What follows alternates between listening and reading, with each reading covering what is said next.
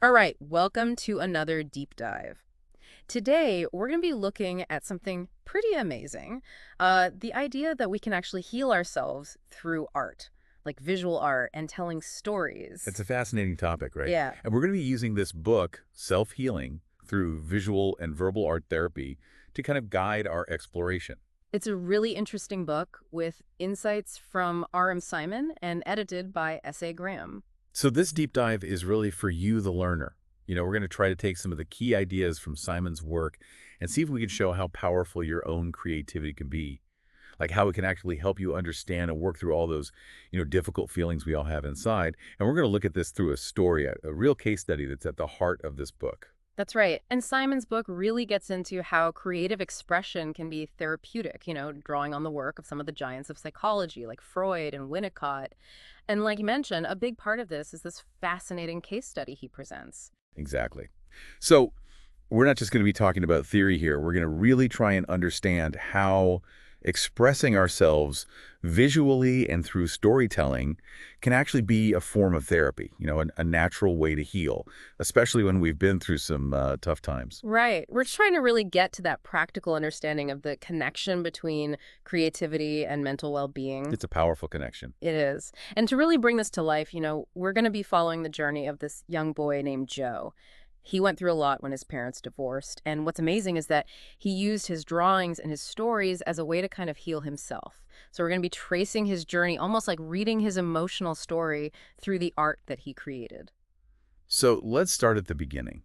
Joe was 7 years old when his parents got divorced. And we all know, divorce, sadly, is something that many people experience. But sometimes, in all the chaos, the impact it has on the kids can be overlooked. It's true. Often the focus is on the adults going through it, and the kids are kind of, left to figure things out on their own. Right.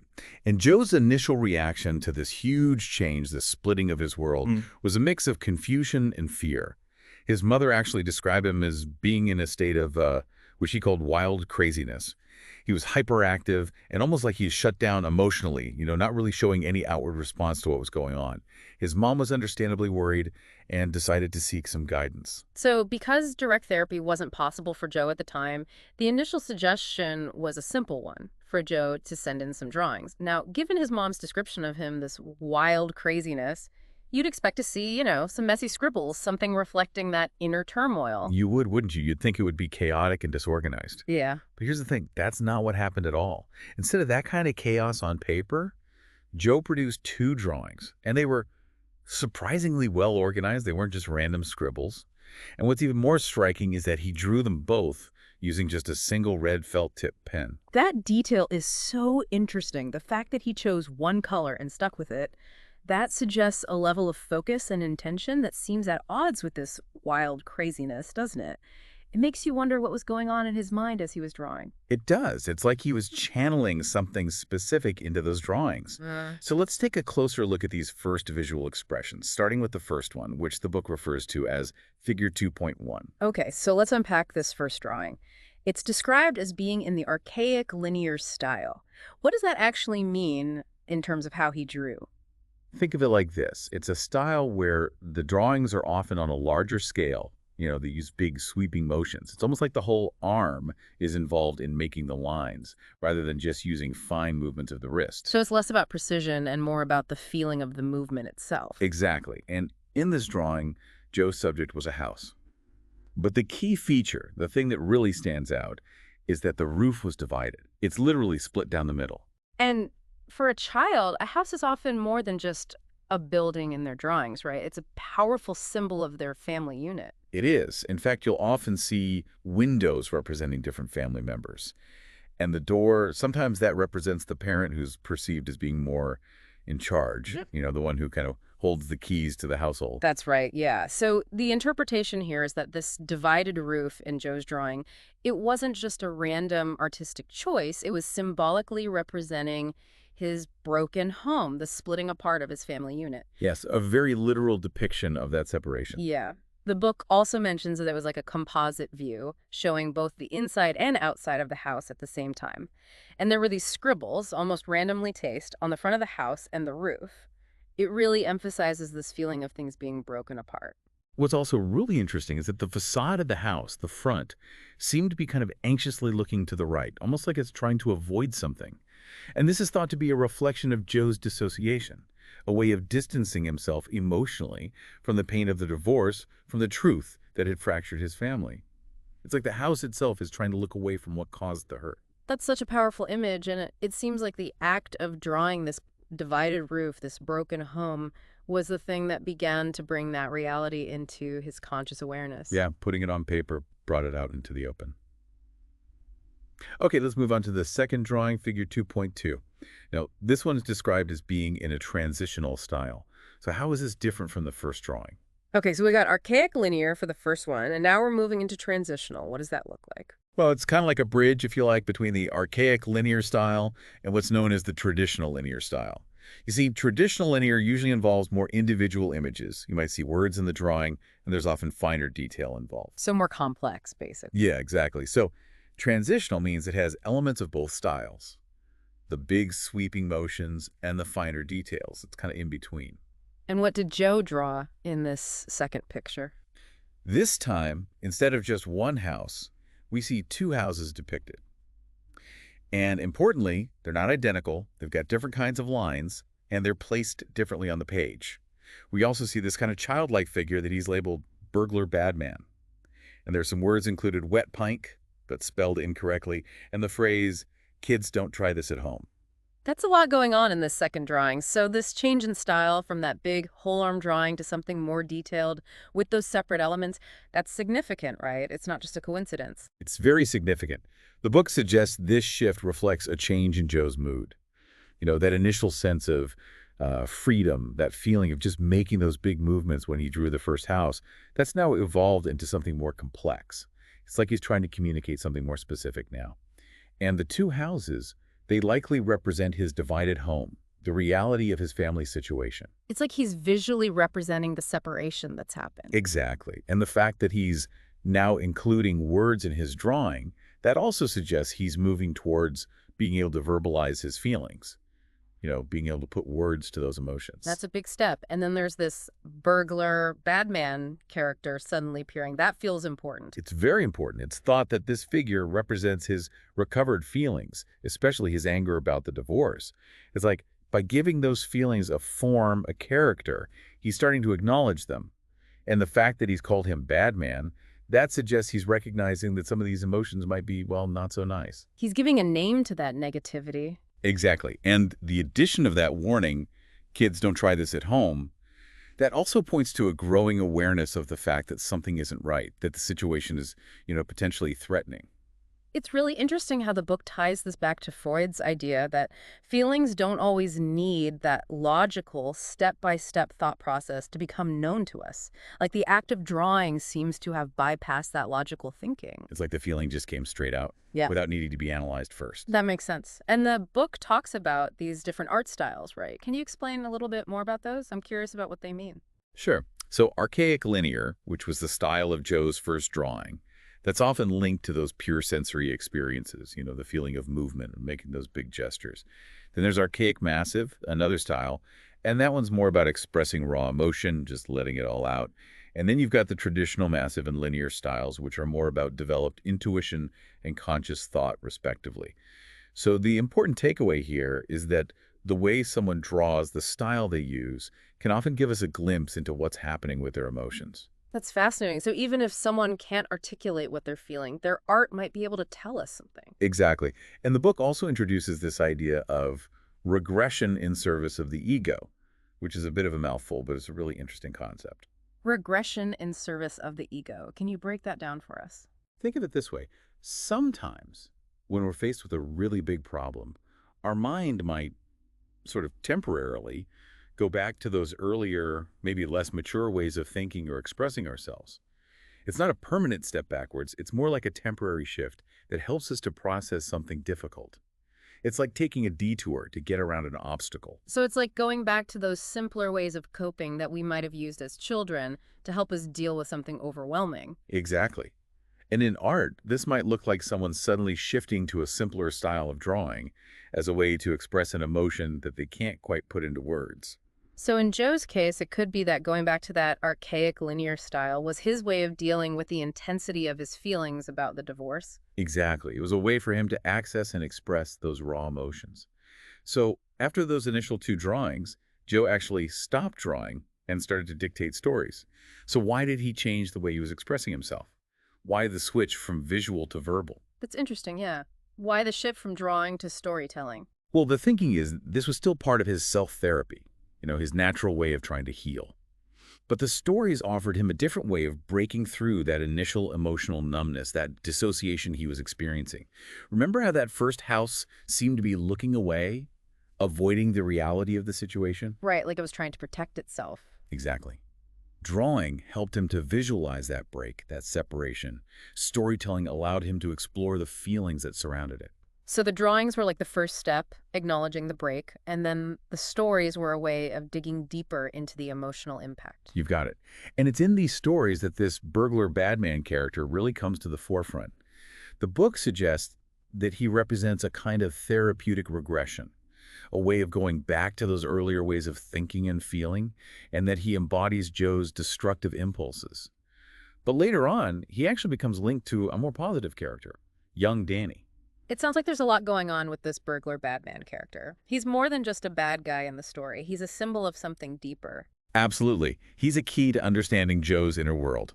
So let's dive into some of these stories and see how they were interpreted, starting with the very first one that Joe dictated. Okay, so in this first story, we've got a dog who rips up books, then burglar Badman comes in and finds all this ripped paper, and then out of nowhere, a policeman arrests Badman for eating Dad's vest and breaking British Bulldog wool. Yeah, it's quite a scene, isn't it? It is. And then there's this weird detail about Badman coughing a lot and the house getting covered in dog droppings. Yes, that's an interesting detail. So all this is happening, and Batman gets into more trouble, breaks his broken stuff even more, but then he remembers breaking a window and he tries to fix it, thinking he can then go home, steal more things, break them, fix them again, and then return them. It's a very strange cycle, isn't it? Break things, fix things, repeat. It is. And then he pretends to be the dog, turns on the TV, which is just a blank screen, and then decides to go and find more things to steal and break. He even wants to smash the policeman and then fix him up, too. It's quite a wild story. It is. It's so full of destruction and chaos. So how do we even begin to unpack all of that? Well, let's start with the dog tearing up the books. That's seen as representing a raw, destructive instinct. Perhaps it's Joe's way of expressing his anger at his father for the destruction of their family unit. The dog can't talk, so that more articulate burglar Badman has to take over, but he's immediately confronted by the police, who symbolize rules and authority. You could say that those are the parts of Joe that are trying to make sense of this chaos, trying to impose some order on his feelings. So the dog represents that pure, unfiltered anger, and then Burgle Badman is like the part of him that's trying to act on those feelings, but then the police are there to try and control things. Exactly. And the detail about eating Dad's vest and breaking the British Bulldog wool, those are interesting, aren't they? They seem so random, but they're actually thought to be very symbolic. What do they symbolize? They're interpreted as representing Joe's longing to be close to his father again, those early feelings and desires that are so hard to let go of. Even though he might be angry at his dad for the divorce, there's still that deep love and need for him. Yes, exactly. Yeah. Children often have those mixed emotions, and it can be very confusing for them. And the dad's vest, that could represent a desire for that physical closeness, that feeling of being protected. And then the breaking of the wool, that could be linked to that feeling of security being disrupted, that sense of warmth and comfort being torn apart. You've got it. It's like he's trying to make sense of these conflicting emotions, his anger and sadness, alongside the longing for things to go back to the way they were. And the whole story is full of this back and forth between destruction and repair. He breaks things, then he tries to fix them, and then he breaks them again. It's like a cycle he can't escape. It's like he's both the destroyer and the repairer. And even that blank TV screen, that feels symbolic, doesn't it? Absolutely. It's like he's cut off from the outside world, from reality. He's lost in his own internal world of chaos and confusion. Exactly. And it's interesting. This first story doesn't really mention his mother at all. She's kind of absent. That's true. Why do you think that is? It could be a defense mechanism. Consciously feeling that intense anger toward his mom might be too much for him to handle. It might trigger those fears of abandonment, of being left alone. So it's safer to focus on the father figure in this first story. It's like his anger toward his father is more manageable, less threatening to his sense of security. Exactly.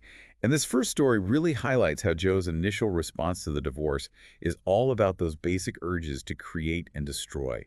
Remember those big, sweeping movements of the archaic linear style? This story is like that, but in words. It's all about action and those raw, primal emotions. It's like he's using the story to act out what he can't express directly. Precisely. It's a safe way to explore those feelings. Okay, so moving on to the second story. In this one, burglar Badman eats a huge amount of food, gets a stomachache, smashes some police, declares that he's going to be badder, and smash more police, which he does, and then feels like he's won. He's really embracing the badness, isn't he? He is. But then the police are still after him, although he doesn't seem to care as much as they do. Then he goes on TV, and a policewoman comes to mark him out. What do you make of that? This story really seems to capture that wild craziness his mother described. It's like all that bottled up anxiety is coming out as this frantic activity, this need to be badder and badder. It's like the chaos is taking on a life of its own in the story. And, that image of him eating so much food but still getting a sore stomach, that's interesting, isn't it? Yeah, it doesn't make logical sense. Exactly. It's what the book calls a failure of nurture.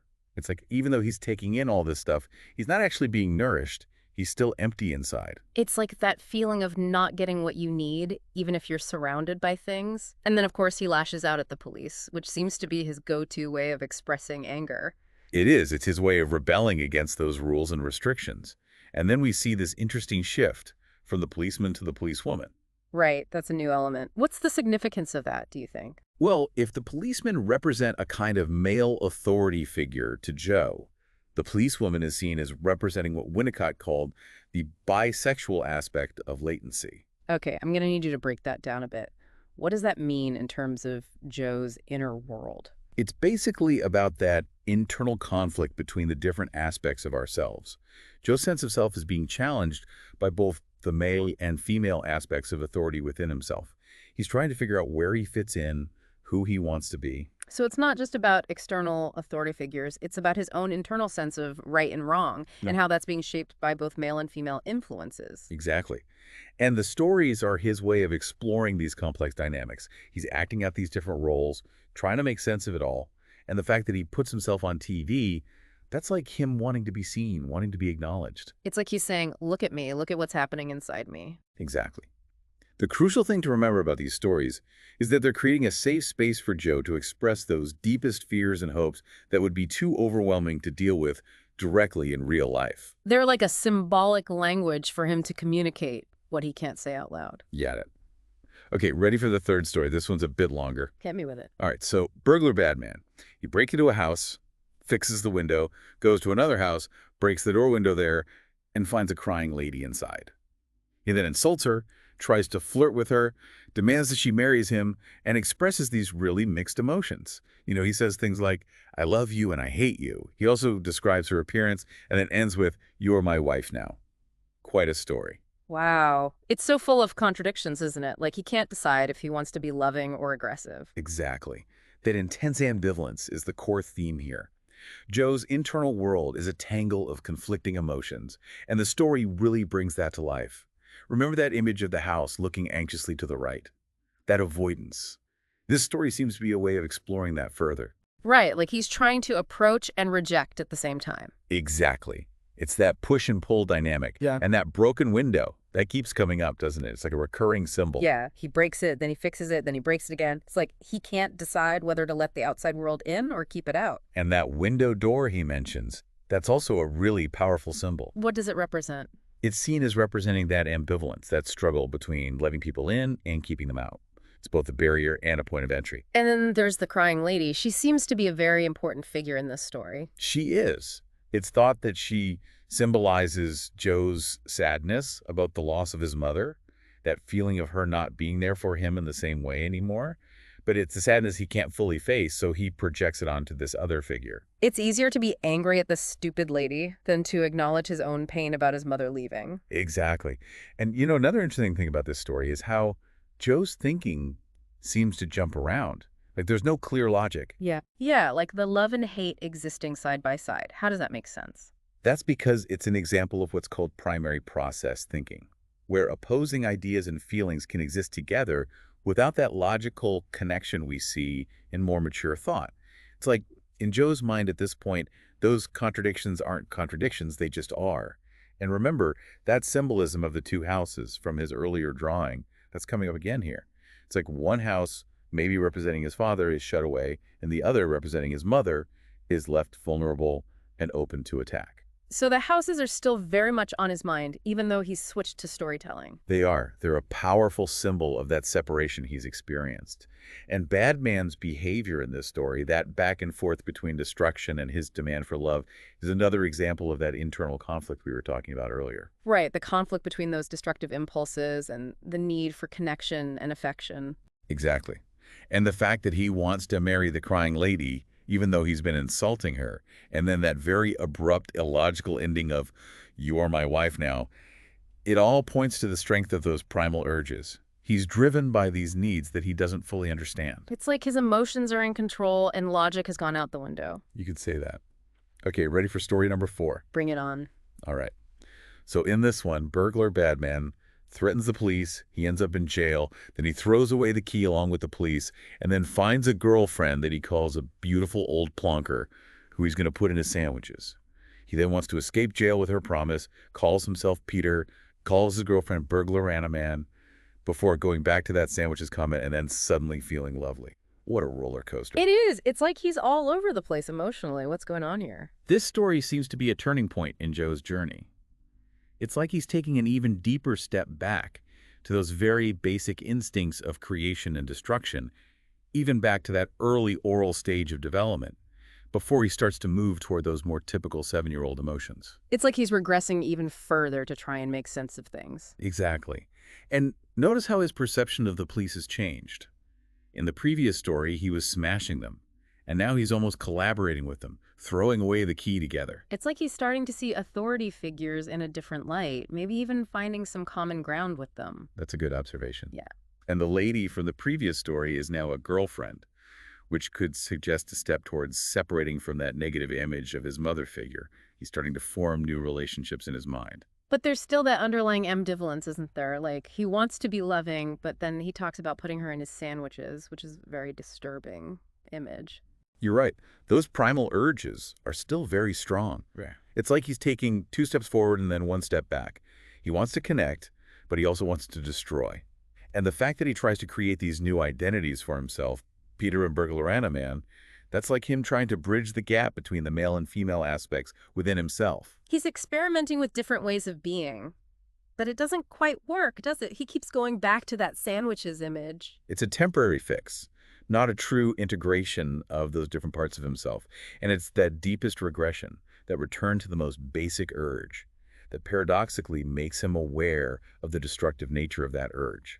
It's like by going back to that primal place, he's able to see it for what it is and start to move beyond it. So the regression serves a purpose. It's not just a step backwards. It's part of the healing process. Exactly. And then we get that start from scratch at the end of the story, which feels like a real turning point. It's like he's ready to begin again with a new understanding of himself. It's a hopeful ending to a very chaotic story. Okay, what happens in story number 5? Story number 5 is titled, Burglar Bad Man Gets a Job. This is where we see a big shift in tone. Suddenly, Bad Man's not so bad anymore.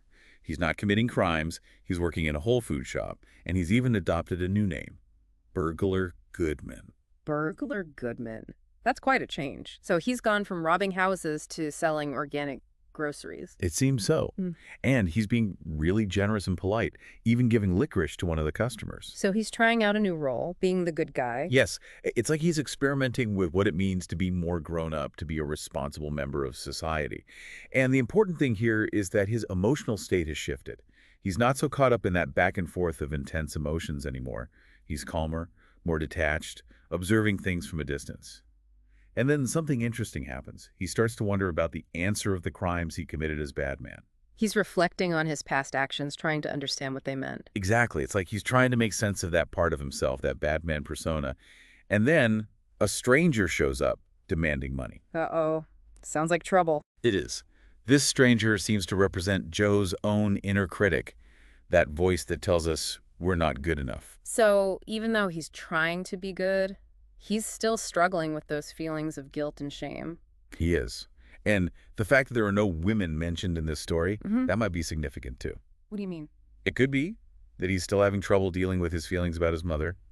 He's able to explore other aspects of himself, but that mother figure is still a bit of a no-go area. It's like she's still too emotionally charged for him to deal with directly. It could be. Okay, so on to story number 6, lipstick. This is where we're introduced to a wee boy named Danny. Wait, no more Burglar Goodman. Nope, he's gone. And now we've got Danny. And he has a girlfriend with old lipstick that he really doesn't like. Danny has a brainwave and asks his girlfriend to never wear it again. So it's a much more typical childhood scenario. No more breaking and entering or smashing policemen. Exactly. It feels much more grounded in reality. And this story highlights a really important shift in how Joe's impulses and his rational self are relating to each other. He's learning to manage those conflicting urges in a more mature way. So Burglar Badman was all about those unfiltered impulses. And now with Danny, we're seeing more of a balance between those urges and his developing sense of reason. Precisely. And the fact that Danny's problem is with lipstick, that could be significant. Lipstick is often associated with femininity, with sexuality. So it's like he's starting to explore those feelings in a safer, more age-appropriate way. Exactly. And his solution, asking his girlfriend to stop wearing the lipstick, that's also interesting. It's a much more mature way of dealing with a problem than we saw with Badman. He's using his words, he's being assertive, but he's also being respectful. He's learning to communicate his needs and boundaries. Exactly. And, the book interprets this brainwave as a sign that his ego is becoming stronger, that he's developing better coping mechanisms. But this newfound calm doesn't last, does it? Unfortunately not. Story number 7, part 2 of Lipstick, takes a very sad turn. What happens? Danny's girlfriend dies, and he's devastated. He cries constantly and decides that he'll tell his mummy about it a year later when he's 20. The story ends by simply repeating that she's dead. It's very abrupt and very sad. Oh, wow. That's heavy. So even though he's developing these more mature ways of coping, those deeper, more painful emotions are still there. They are. It highlights that he can't just move past those early attachments without triggering some of those more difficult, even destructive feelings. Remember we were saying about that inherent tension between those life-affirming and destructive instincts? It's like that's playing out here. And his confusion about time, saying he'll tell his mom when he's 20, but the girlfriend died a year ago, that seems to reflect that difficulty in processing loss. Exactly. It's like he's trying to distance himself from the pain by pushing it into the future. And this story is thought to be linked to Klein's idea of the depressive position, a normal stage of development where children start to grapple with feelings of loss and their own potential to cause harm. So the death of the girlfriend could be symbolic of him letting go of those early attachments, those intense desires that he's now realizing can cause pain. That's the interpretation. And his plan to tell his mother later, even though he's so sad now, that could be a way of managing those feelings until he feels stronger. It's like he's saying, I'll deal with this when I'm bigger, when I can handle it. It's a way of protecting himself from being overwhelmed by those emotions. Exactly. Okay, ready for the final story? Yeah, let's hear it. This one's simply titled Burglar Badman. And it seems to show another shift in Joe's development. So, Badman decides not to mug an old person. He sticks to robbing houses, but he's sad that he can't keep a family. He talks about being in and out of prison, his friends being executed, his drinking, his fake ID, and he ends by saying he feels lonely. It feels much more grounded in reality compared to those earlier stories. It does. It's like he's entered a new phase where he's dealing with more adult problems. But there's a sadness there, isn't there? Like, despite all the bravado, he's still struggling.